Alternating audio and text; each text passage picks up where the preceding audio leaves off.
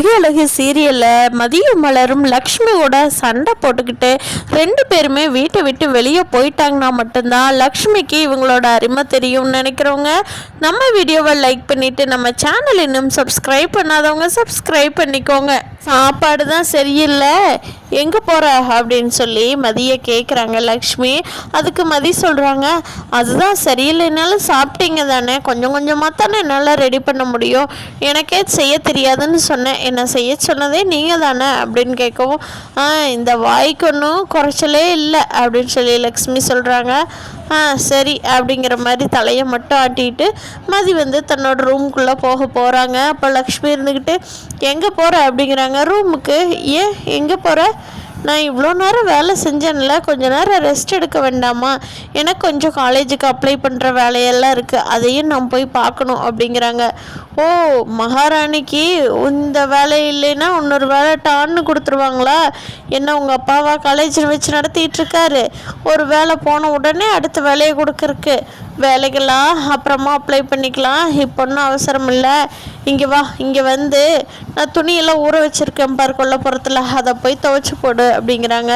துணி துவைக்கணுமா? இப்போ தானே சாப்பாடு வேலையை செஞ்சு முடித்தேன், நான் இன்னும் கொஞ்ச நேரம் இருந்து போய்க்கிறேன் அப்படிங்கிறாங்க. ஏய், நீ கொஞ்ச நேரம் இருந்துட்டு போக வரைக்கும் வெளிச்சம் வெயிலெல்லாம் இருக்குமா? நீ கொஞ்ச நேரம் இருந்துட்டு போகிறதுக்குள்ளே சாயந்தரம் ஆயிரும், அப்புறம் எப்படி துணியெல்லாம் துவைச்சி காய போட முடியும்? போய் பச்சை பக்கெட்டில் இருக்கிறத மிஷின்லேயும் ப்ளூ பக்கெட்டில் இருக்கிறத கையிலையும் எல்லாமே துவைச்சி போடு அப்படிங்கிறாங்க. சரி அப்படின்னு சொல்லிட்டு மதி இந்த அளவுக்கு அமைதியாக போகிறாங்கன்னா பெரிய விஷயந்தான். சரின்னு சொல்லிட்டு அந்த துணி துவைக்கிற இடத்துக்கு போகிறாங்க. அங்கே இடையில மலர் வேலையை செஞ்சுட்டு மதி என்ன பண்ணுறாங்கன்னு பார்க்க வந்துக்கிட்டு இருக்காங்க இல்லையா, அந்த பக்கம் துவைக்க போகிற இடத்துல அப்படி தான் மலரும் வர்றாங்க. என்ன மதி, ரொம்ப வேலை வாங்குறாங்களா அப்படிங்கிறாங்க. ஆமாங்க, இப்போ தானே சமையல் முடிச்சுட்டு வந்தோம், அதுக்குள்ளேயே அடுத்த வேலையை செய்யணும், எப்படிங்க முடியும் அப்படிங்கிறாங்க. அதெல்லாம் பழகிருமதி போக போக, ஆனாலும் நீ சீக்கிரமாக காலேஜுக்கு அப்ளை பண்ணி காலேஜுக்கு கிளம்புற வழியை பாரு, வீட்டில் இருந்தேன் அவ்வளோதான், வச்சு செஞ்சு விட்டுருவாங்க அப்படிங்கிறாங்க. என்ன 2 பேரும் எங்கேயோ பேசுகிற சவுண்டு கேட்குதே அப்படின்னு சொல்லிட்டு மலரே மலரே அப்படின்னு சொல்லி லக்ஷ்மி கூப்பிட்றாங்க. இந்தோ வராத்த அப்படிங்கிறாங்க. மலரே கொஞ்சம் காப்பி கொடுக்குறியா மலரு, தலைவலிக்கிற மாதிரி இருக்குது அப்படிங்கிறாங்க. என்னத்த இப்போ தானே சாப்பிட்டீங்க, அதுக்குள்ளே காப்பியா அப்படிங்க. ஏன் மலரு, இந்த வீட்டில் எனக்கு காப்பி குடிக்க கூட உரிமை இல்லையா அப்படிங்கிறாங்க லக்ஷ்மி. இருங்க போட்டு தர்றேன் அப்படிங்கிறாங்க.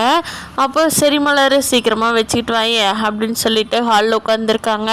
மலரும் காஃபி வைக்க போயிட்டாங்க. ஏத்த இப்போ உங்களுக்கு வேலை கெடாதா? நான் வெளியில் செய்கிற வேலை தான் சும்மா போட்டு வந்துடுறேன், நீங்கள் இப்போ டீ வைக்கிறதுனா கெடாதா? ஏன் மலர், அதுக்காக நான் தலைவலியோடு இருக்க முடியுமா? நீயே சொல்லு அப்படிங்கிறாங்க.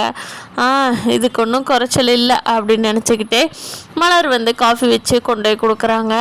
அப்போது லக்ஷ்மி இருந்துக்கிட்டு இப்போ தான் மலர் கொஞ்சம் குடிக்கங்காட்டி தான் தலைவலியே நின்றுருக்குது மலர், இப்போ தான் கொஞ்சம் நல்லா இருக்குது போ அப்படின்னு சொல்கிறாங்க. அப்போ மதி வேகமாக துவைக்கிற இடத்துலருந்து வர்றாங்க.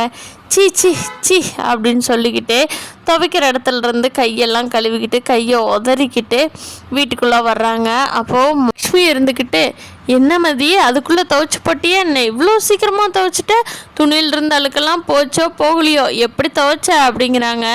மிஷினில் போடுற துணியெல்லாம் நான் மிஷினில் போட்டுட்டேன், ஆனால் இங்கே கையில் துவைக்கிறதுக்கு வச்சுருந்தீங்கள்ல ட்ரெஸ்ஸு, அந்த ட்ரெஸ்ஸை என்னால் துவைக்க முடியாது அப்படிங்கிறாங்க. அப்போ லக்ஷ்மி இருந்துக்கிட்டு, ஏன் உன்னால் துவைக்க முடியாது, அதுக்கு என்ன கை காலெலாம் இருக்குதா என்ன, அதுவே துவைச்சி போட்டுக்கிறேன்னு உங்கள்கிட்ட சொல்லிச்சா அப்படிங்கிறாங்க. ட்ரெஸ் எல்லாம் எப்போவும் அதுவாக துவைக்காது, ஆனால் என்னால் அதை துவைக்க முடியாது அப்படிங்கிறாங்க.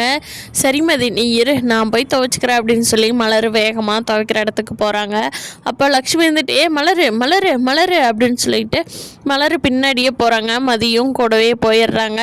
ஏன் மலர், நானே அவகிட்ட வேலை சொல்லிட்டு இருக்கிறேன்ல, இப்போ எதுக்கு நீ வேகமாக வெளியில் வந்த அப்படிங்கிறாங்க. அத்தை, நான் இந்த பக்கெட்டில் தண்ணி பிடிக்கிறதுக்காகத்தான் வந்தேன், இன்னும் அங்கே வெளியில் கழுவியோட சொன்னீங்கல்ல, இன்னும் அங்கே வேலை இருக்குது, அதுக்காகத்தான் தண்ணி பிடிச்சிட்டு போகலான்னு வந்தேன், ஏன் நீங்கள் எதுக்கு என் கூடயே வந்தீங்க அப்படிங்கிறாங்க மலர். அப்போ அதுக்கு லக்ஷ்மி இங்கே பாரு மலர், இந்த பக்கெட்டில் என்ன துணி இருக்குது, ஒரு 10 துணி இருக்குமா, அதை கையில் துவைச்சி போட மாட்டாளா இந்த அம்மனி, பாரு என்னென்னவெல்லாம் பண்ணுறேன்னு, நீ இவ்வளோ நாள் துவைச்சியல்ல மலர் அப்படிங்கிறாங்க. அப்போது மதி வந்து வேகமாக பக்கெட்டுக்குள்ளே இருக்கிற ஒரு துணியை எடுத்து காட்டி, இங்கே பாருங்க இதெல்லாம் அவரோடது இன்னர் வியர், அதையெல்லாம் உள்ளே போட்டிருக்காங்க, எப்படிங்க அதெல்லாம் நான் துவைக்க முடியும்? அவரோடது அவரவர் துவைச்சிக்கிட்டா தானே கரெக்டாக இருக்கும் அப்படிங்கிறாங்க. ஓ மலர் இருந்துக்கிட்டு அவங்க அத்தைக்கிட்ட, அத்தை என்னங்க அத்தை இதையெல்லாம் போய் நீங்கள் அவ்வளோ துவைக்க சொல்லியிருக்கீங்களே, பாவம் இல்லையா அடுத்தவங்களோட இன்னர் வேறையெல்லாம் துவைக்க சொல்கிறது எவ்வளோ பெரிய அடிமைத்தனம் தெரியுமா அப்படின்னு சொல்லி கேட்குறாங்க. அப்படி சொல்கிறியா நீ?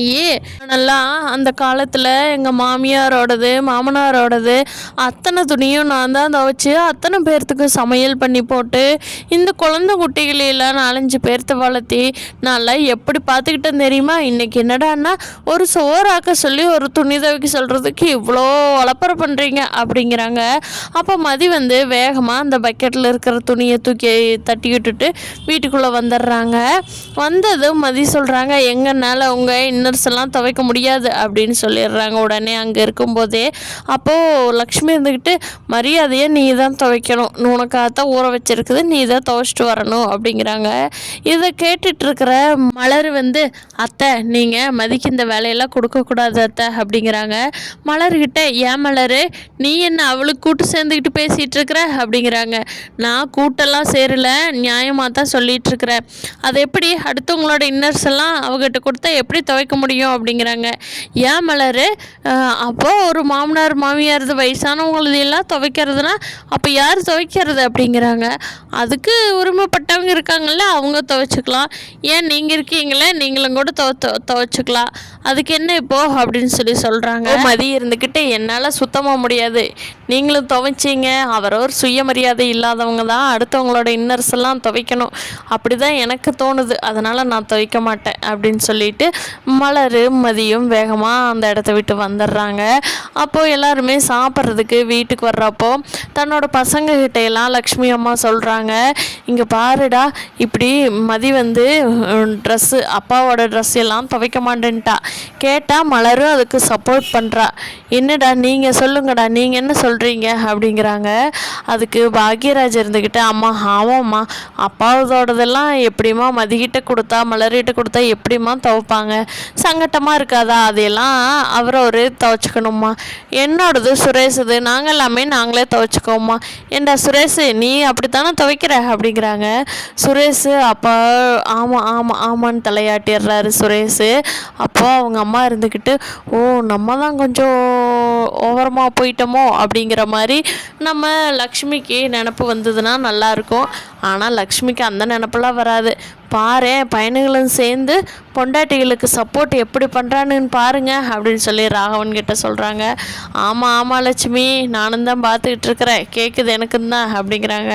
பாருங்க எல்லாரும் பொண்டாட்டி தாசனாகவே ஆயிட்டானுங்க, எப்படிங்க இப்படியெல்லாம் நடக்குது அப்படிங்கிறாங்க.